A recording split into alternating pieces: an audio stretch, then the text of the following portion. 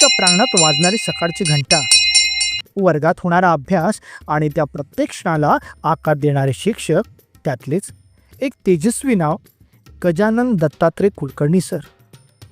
6 जून 1969 रोजी देवडसगाव या शांत सुशिक्षित गावात जन्म झाला एका तेजस्वी विचारवंताचा. शिक्षणाचा वारसा आणि संस्काराचा भक्कम पाया लाभलेले गजानन सर लहानपणापासूनच अभ्यासू आणि संवेदनशील. देवडसगाव ते जामनेर, भुसावळ आणि नगाववारी हा त्यांचा प्रवास केवळ शैक्षणिक नव्हता, तर स्वप्नाला अर्थ देणारा होता. इंग्रजी, मराठी, हिंदी या भाषांमध्ये त्यांनी मिळवलेली पदवी ही त्यांच्या ज्ञानाची साक्ष देते. 1995 मध्ये सरस्वती विद्या मंदिर यावल येथे उपशिक्षक म्हणून रुजू झाले. व्यास प्रासादिक एज्युकेशन सोसायटीचे संस्थापक अध्यक्ष कैलासवासी नानासाहेब देशपांडे यांच्या मार्गदर्शनाने आपले काम जोमानं करू लागले. अध्यापन म्हणजे केवळ धडे देणे नाही, तर जीवन शिकवणे, आणि ते सरांनी सिद्ध केले. इंग्रजीची सहजता, मराठीचा गोडवा आणि शिकवण्याची करामत प्रत्येक विद्यार्थ्याच्या मनात कायमची उमटली. शिस्त आणि प्रेम यांचा सुरेख मिलाप म्हणजे गजानन सर. कठोरपणातही मायेची ऊब होती. विद्यार्थ्यांच्या यशात हरकणारे आणि त्यांच्या दुःखात अश्रू ढाळणारे शिक्षक, मार्गदर्शक आणि कधीकधी वडीलही.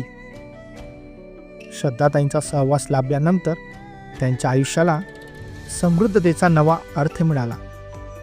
साक्षी आणि वेदांत या 2 अपत्यांमध्ये सरांचा साहित्य आणि कला याचा वारसा उमट. एक शिक्षक, पण त्याचबरोबर एक कवी, एक विचारवंत. गंधवेड्या लहरी, आकाश अंगणी, ऋतुगंध त्यांच्यासारख्या कवितांमध्ये वात्सल्य, निसर्ग आणि बालपण यांचा सुंदर संगम बघायला मिळतो.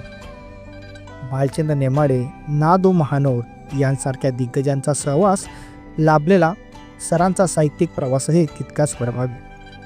फक्त अध्यापनच नाही, तर सामाजिक भान निवडून जनजागृती आणि शाळेतील विद्यार्थी केंद्रित उपक्रम यामध्येही सरांनी आपली अमिट छाप उमटवली. 16 वर्षे उपशिक्षक, 7 वर्षे पर्यवेक्षक आणि 8 वर्षे मुख्याध्यापक ही शिक्षण क्षेत्रातील 30 वर्ष अखंड सेवा. सरस्वती विद्या मंदिराच्या इतिहासात त्यांचं नाव सुवर्ण अक्षरांनी लिहिलं गेलं आहे. आज 31 मे 2025 नियत वयोमानानुसार ते सेवानिवृत्त होत आहेत. पण शिक्षणाच्या मंदिरात गजानन सरांचा ठसा कायम राहणार आहे. शब्द थांबतात पण भावना वाहतात. शब्द थांबतात पण भावना वाहतात. एक शिक्षक, एक कवी, एक संवेदनशील माणूस गजानन सर तुमच्या आयुष्य हेच आम्हा सर्वांचे पाठ्यपुस्तक आहे.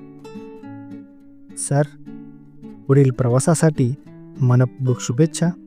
तुमचा प्रत्येक श्वास साहित्याच्या,